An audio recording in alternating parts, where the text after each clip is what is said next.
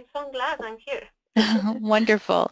So just for people that are listening on the line and participating in the webinar, we have lots of content to go over. And so if you do have questions, feel free to go ahead and type those into the chat box. And then Velia will be able to address those at the end of her presentation. But we're excited to hear all that she has to share with us today. So welcome. Thank you so much, Jennifer. So hi, everyone. Good morning. I want to introduce myself very briefly. My name is Velia Lara, and I have facilitated Play and Learn before around 6 years already for the Center for Human Services. And I was doing those Play and Learn groups in English and Spanish too, but now I'm focused on teaching parenting classes. And I am a parent educator of positive discipline. And I had a great time putting this presentation together because I have it both experiences, working with children and teaching the parenting discipline way. So now we're going to start with the presentation. So discipline and positive parenting and Kaleidoscope Play and Learn, facilitating the positive discipline way. So first of all, we are going to know what is positive discipline.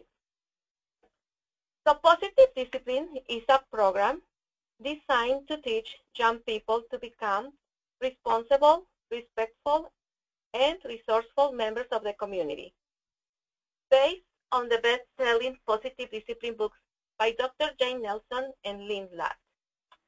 So positive discipline teaches important social and life skills in a manner that is deeply respectful and encouraging for both children and adults.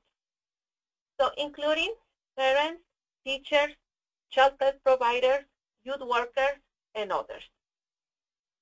Recent research tells us that children are hardwired from birth to connect with others. And those children who feel a sense of connection to their community, family, and school are less likely to misbehave. To be successful contributing members of their community, children must learn necessary social and life skills. So that's why Jen Nelson gives the following criteria for teaching positive discipline. So positive discipline teaches adults to employ kindness and firmness at the same time. So this one is not neither punitive nor permissive. So positive discipline is based on the work of Alfred Adler and Rudolf Dreikurs. They were a psychiatrist from Vienna. So Adler believed that the human behavior is motivated by a desire for belonging, significance, and connection, and worth.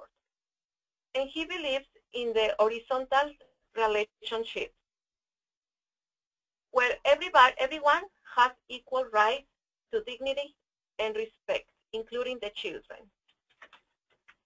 So behavior is purposive. The goal is belonging. On that way, we can have a sense of connection and meaning. So we need to have a sense of significance. So how we can understand the misbehavior? So the misbehavior is from the mistaken belief about how to find belonging and meaning. So much of what people mislabel a misbehavior has more to do with emotional, physical, and cognitive development and age-appropriate behavior. So misbehaving child is a discouraged child. So what young children need? They need teaching, guidance, and love, which is a good definition for positive discipline. Discipline with young children involves deciding what you will do and then kindly and firmly following through, rather than expecting your child to behave.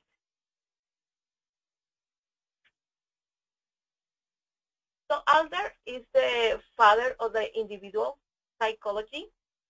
So we need to understand that how the child take decisions, because the human beings, so everybody is taking decisions all the time. So we need to understand how we take those decisions every day. So first of all, the way we take decisions is, first of all, how we perceive things.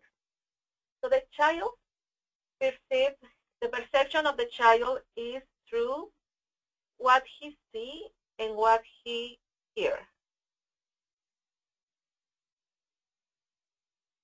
And then the child has an interpretation of the perception. So what does it mean for him? And then the child has a belief about themselves. And the belief is based on his interpretation.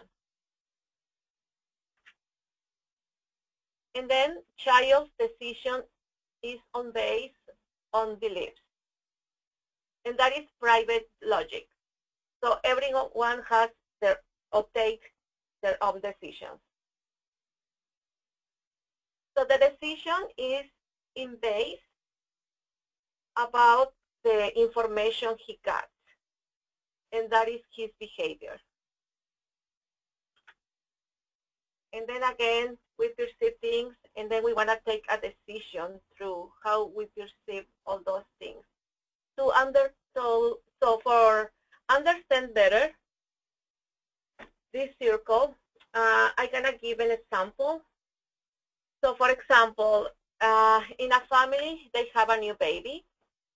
So the older son, that is about 3 years old, he has a perception depending on what he's hearing or seeing. So when he saw the new baby, he sees that everybody is paying attention to that baby. Everybody take care of that baby, mainly their parents, and feed the baby and hold the baby and bring in presents to the baby. So everybody pay attention to him. So the interpretation of the child, the old 3 years old, is, everybody wants that baby. And now my parents are not paying attention to me. So why? Why that is happening to me? And then the belief is, everybody wants that baby. Maybe my parents, they don't love me anymore. So the decision of the child is, if he has some skills already, like going to the bathroom by themselves and drinking through a cup, and he developed already some skills. So through his perception, like everybody's paying attention to the new baby, he decides to be as the new baby. Like he starts to act like not talking very well. He wants to drink from a baby bottle. He wants to sleep on the crib with the baby. So he starts to act like that just because he perceives that the parents want the baby more than him. But just is a perception. That is not true, because maybe the parents want the old son too. But they need to take care of the baby, so that's why they are paying more attention to the baby. But the child, that's why he's perceiving something different at home. So as a human beings, we are continually making decisions based on how we perceive the world around us. So now we want to see some tools and concepts of positive discipline. So here we have some of them. So the first of all is mutual respect. So adults model firmness by respecting themselves and the needs of the situation, and kindness by respecting the needs of the child. Understanding the belief behind the behavior. So in effective discipline, we recognize the reasons kids do what they do and work to change those beliefs, rather than merely attempting to change behavior. So another tool is effective communication. Parents and children, even the young children, can learn to listen well and use respectful words to ask for what they want or need. Parents will learn that children hear better when they are invited to think and participate instead of being told what to think and do. And parents will learn how to model the listening they expect from their children. So another tool is understanding a child's world. Children go through different stages of development. By learning about the developmental tasks your child faces and taking into account other variables such as birth, order, temperament, and the presence or absence of social and emotional skills. So your child's behavior becomes easier to understand. The other tool is discipline that teaches. Effective discipline teaches valuable social and life skills. So this discipline is neither punitive nor permissive. So we need to focus on solutions instead of punishment. Blame never solves problems. At first, you will decide how to approach challenges and problems. But as your child grows and develops, you will learn to work together to find respectful, helpful solutions to the challenge to face. Another one is encouragement instead of praise. So encouragement notice effort and improvement, not just success, and builds long-term self-esteem and empowerment. And the last one is children do better when they feel better. Children are more motivated to cooperate, learn new skills, and offer affection and respect when they feel encouraged, connected, and loved.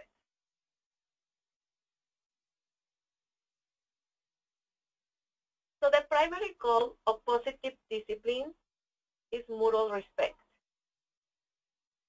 So how we can do that? So we need to be kind and firm at the same time. So mutual respect is when we respect,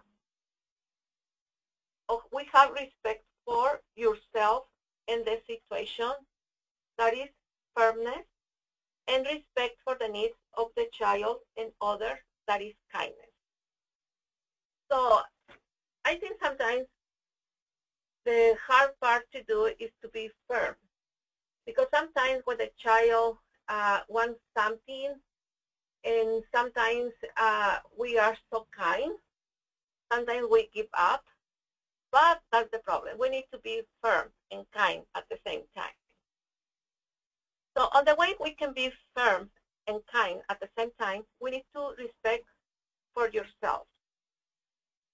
So we can do it when you do what you say you are going to do. Do not allow aggression from the child. You need to know what is important for you. So no negotiations. Express and anticipate your limits and express your feelings.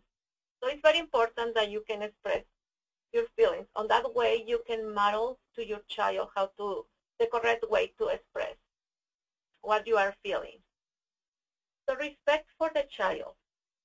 Take into account what the child needs matters. Validate their feelings.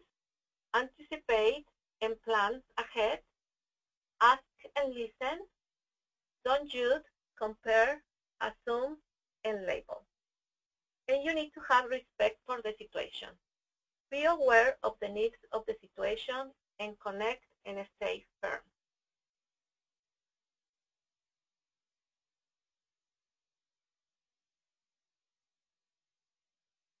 So something that is very important, we need to understand the child's world. So how we can do that? How we can do that? So first of all, we need to connect before you correct. So before you correct any situation or any behavior, you need to connect with your child or with any child. So we need to make children know that you are on their side. And every behavior happens for a reason. So we need to understand what is the reason of that behavior and how we can do that. So we need to put ourselves in the place of the child and understand what are they feeling, what are they thinking, and what is motivating the behavior. On that way, we can understand better how their feelings and thoughts are related to what they decide to do.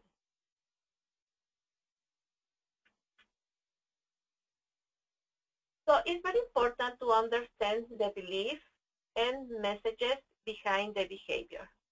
So there are four different beliefs behind the behaviors. So the first of all is undue attention. So the child's belief is, I only belong when I am being noticed or getting a special service.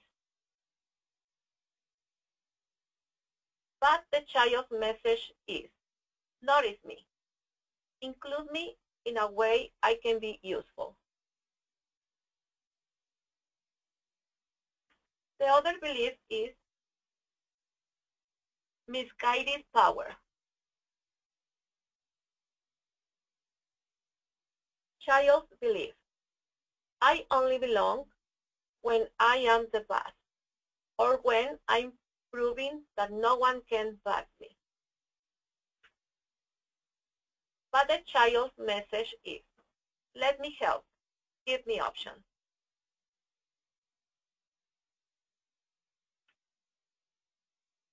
The other belief is revenge.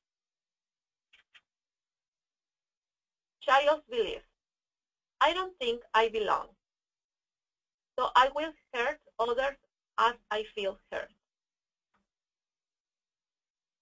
But the child's message is, I feel hurt, validate my feelings.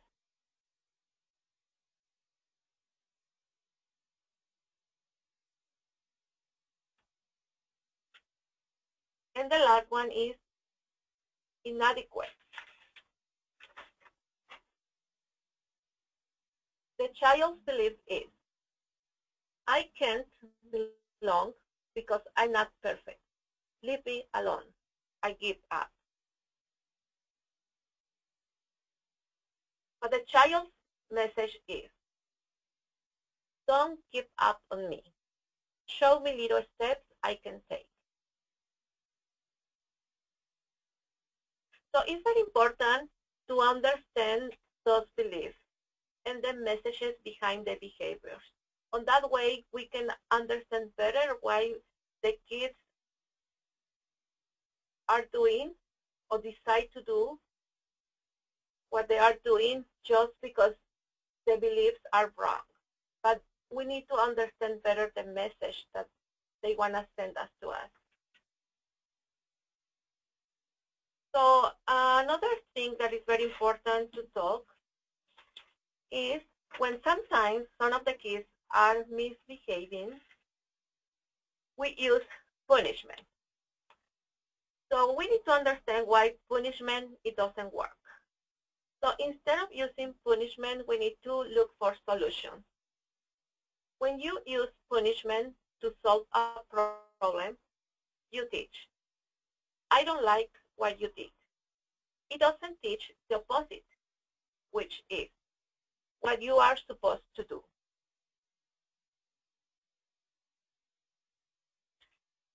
So that's why the punishment, it doesn't work.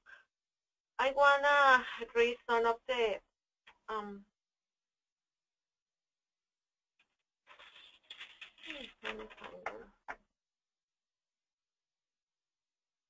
some of the effects of the punishment. So that's why it doesn't work, because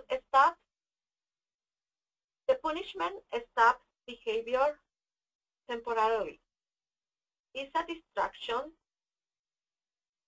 often done in anger, may encourage negative behavior and absolves the person for the responsibility. That's why punishment, it doesn't work. That's why it's better to look for solutions. Being solution-focused teaches children what the accepted behavior is and involves them in the learning process.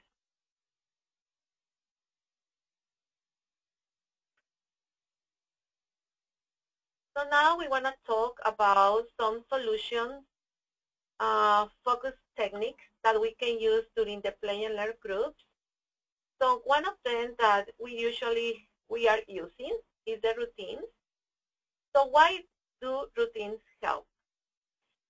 Because children know what to expect. So the routine becomes the past versus the adult. In play and learn, examples of routines is when we have the transitions between free play and group activities. Some of the play and learn groups, they have or they offer snacks. So sometimes they have transitions between the free play and snacks, and the snacks and free play again, and then the free play and group activities. So some of the play and learn groups, they have different transition times. So some of the techniques that we usually use are songs, rhymes, warnings, and coded clock.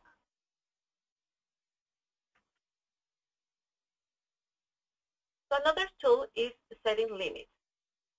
So we need to set up some rules during the play and learn, and this is very important because on that way we can give like very clear expectations that we have from the kids. So when we see a misbehavior during the group time, a lot of the parents or a lot of the adults use the word no, like not yelling, not running, not touching, not hitting. But we don't understand why the children don't listen to us. Why they don't obey when we ask them not to do things. And there is an explanation, a scientific explanation why the brain doesn't process the word no. So now we want to do exercise, visualization exercise, when I'm going to ask you to close your eyes. So please, everybody, close your eyes. And we are going to imagine a very nice and big green tree. So this tree has beautiful and colorful green leaves. But don't see a red apple. Please, don't see it. So please remember, it is very important not to see a red apple. So how was it? It was possible not to see the red apple? I don't think so. For sure you saw the red apple. So on that way we can understand better how the brain not process the word no. So when you ask something to the kids to do, that's why we need to be very clear what you want to see. So you need to ask clear. You need to ask what you want to see in the kids. For example, if the kids, if the children are running, when you say don't run, they start to run more because they don't process the word don't. So that's why you need to be very clear what you want to see, like a walking fit. That's the request. That's the action that you want to see.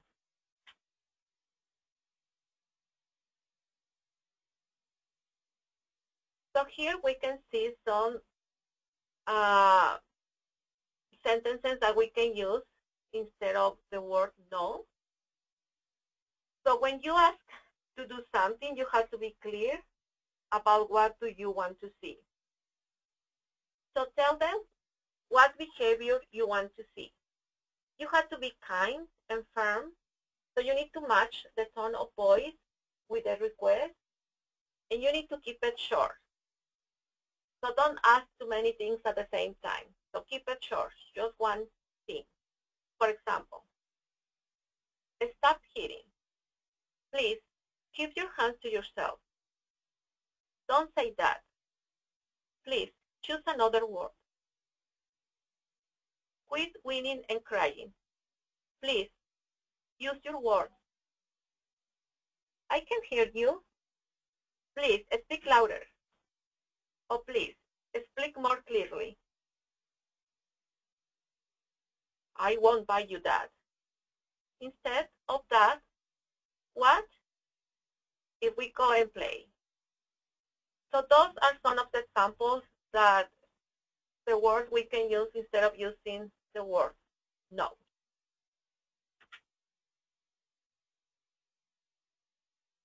So another thing that we can do during the play and learn groups is to provide positive opportunities for power through choices and opportunities to lead.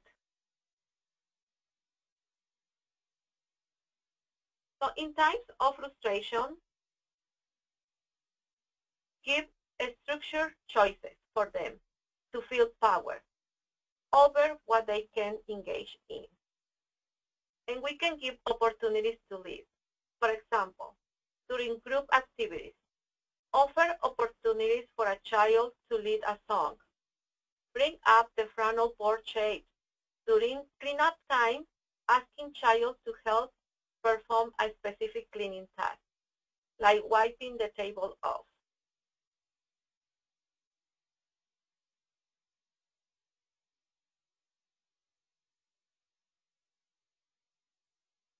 So another tool that we can use during the play and learn group is the logical consequences.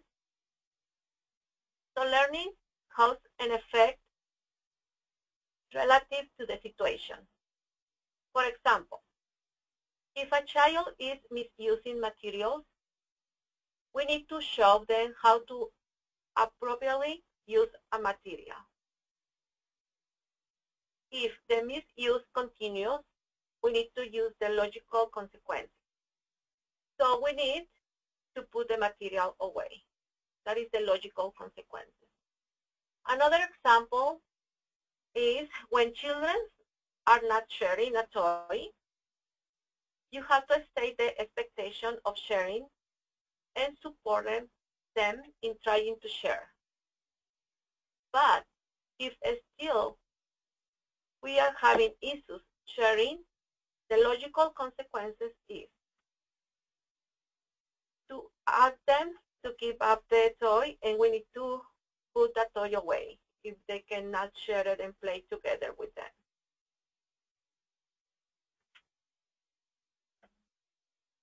So another tool that we can use during the play and learn groups is to encourage the encouragement versus praise. So during the group, we can catch them being good. We can point out the moments when they are behaving well and meeting expectations.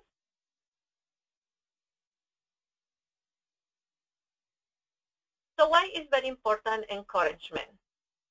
Because teach self-reliance instead of dependence on others. So encouragement invites self-evaluation, and praise invites children to become approval junkies. So here we have another example. Praise. I'm so proud of you. Here is your reward. So versus encouragement. You worked hard. You must be so proud of yourself. Praise. You are such a good girl. So here is when we label the kids like you are good, you are bad. But instead of that, when we use encouragement, thanks for helping.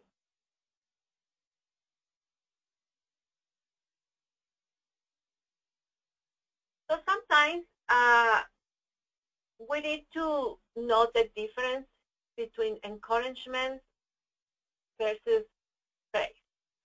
So how I can encourage a kid? So we need to keep the following questions in mind when wondering whether the statements you make to children are praise or encouragement. Am I inspiring self-evaluation or dependence on the evaluation of others? Am I being respectful or patronizing? And I'm seeing the child's point of view or only my own? Or will I make this comment to a friend? So those are the questions that I need to ask to myself before I decide how to encourage to our children. So here we have some examples to use instead of using good job. Because when we use good job, it's more like praising the kids that encouraging them. Because good job, when you said good job, it's not like a specific about what the kid is doing. So praising is good at the candies once in a while are okay, but praising needs to be all the time because that makes the kid to feel better. So some of the examples that we can use during the play and learn group are: you worked hard on the art project. Sharing with your friend was a very nice thing to do. That took a lot of patience. Can you show me how you built this Lego tower? That was very thoughtful. You are learning to balance on one foot. You are really getting good at writing your name. That took a lot of imagination. You are so brave. Can you tell me more about your drawing? Thank you. You are using your imagination. You did that all by yourself. You worked together to build the castle. Great teamwork. You are feeling so excited. You did it. Which part do you like the best? You can do it. You are so responsible. You are thinking through your choices. We couldn't have done it without you. What a beautiful smile. So those are examples of encouragement.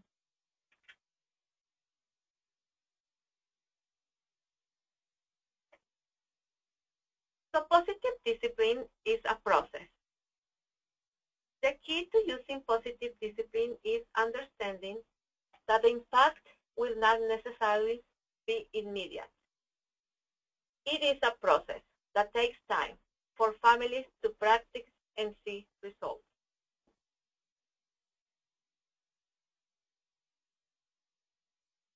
So this philosophy is based on techniques that will have a long-term impact on children's life and teach lifelong skills.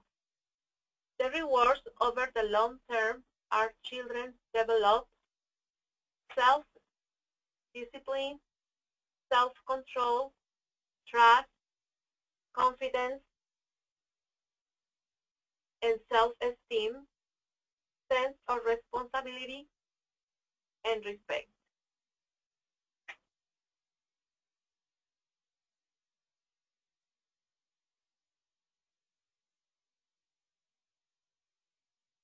So those are among others. So here we have some positive discipline resources. So you can go to the website to the Positive Discipline Association. And another ones are some books like the Positive Discipline for Preschoolers, Positive Discipline the First 3 Years, Positive Discipline A to Z, 1001 Solutions to Everyday Parenting Problems, and Positive Discipline for Child Care Providers.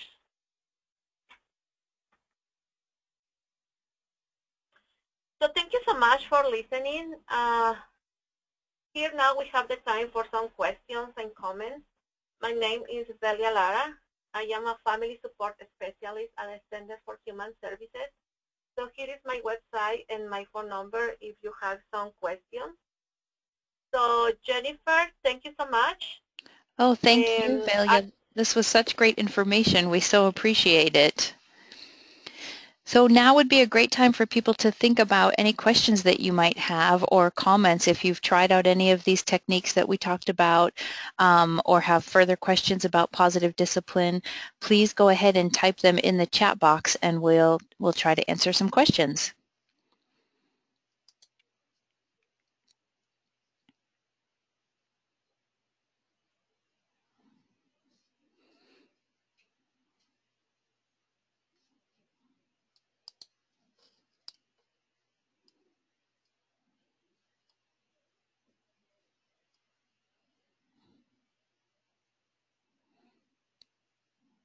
So while we're waiting to see if anyone has any, Velia, can you maybe tell us an example of when you've used some of these techniques in a play and learn group that you were facilitating, or is there anything that comes to mind for you as far as when you really saw this technique work after learning more about it in the trainings that you've done?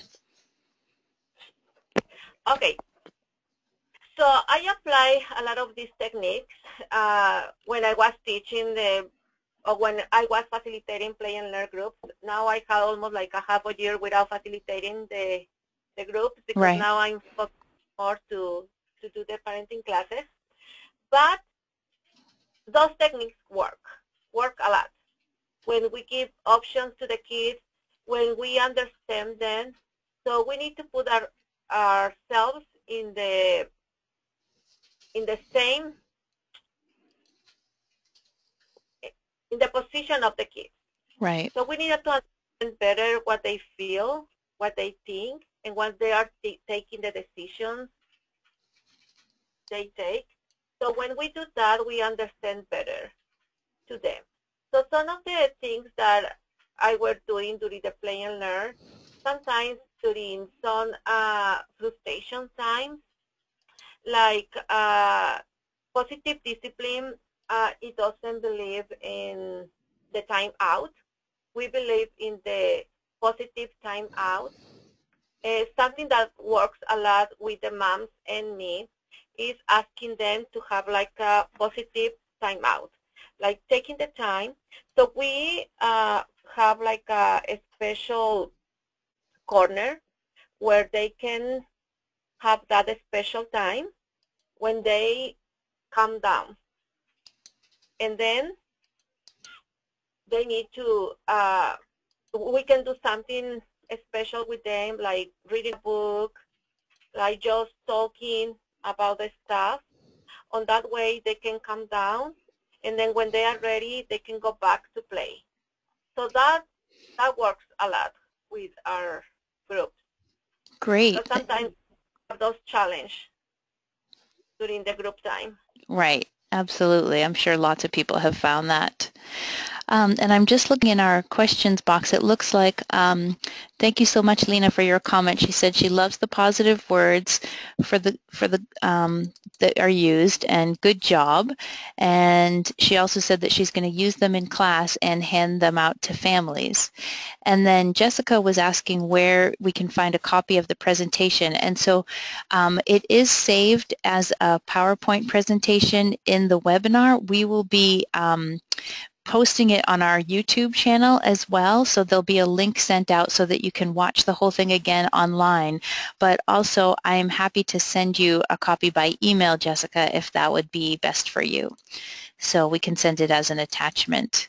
And Velia was kind enough to put up her contact information, so if people had different questions that you wanted to discuss with her, she has offered to be a resource. And it looks like Rosie has a question wondering about whether providers still use timeouts for discipline, or has it been renamed to something different? So she's wondering more about timeouts when using positive discipline. Can you speak to that, Velia? Yeah. Okay. So it has to be, you have to name it positive timeout, because it's different to the timeout that everybody knows already. So the timeout is to think, is not to think what I did wrong. So the timeout is to calm down, like taking that special time where I'm going to calm down, and I can switch. Like I was frustrated because my friend doesn't want to share with me, but I don't know how to handle that situation because it's really hard for me. I want that toy right now. So we can ask the kid, when we use another solutions like sharing, asking to share, take turns, take time, and that it doesn't work, we ask the kid, okay, so now I think I saw that you are so frustrated, so we need to take a time off, like a time to calm down.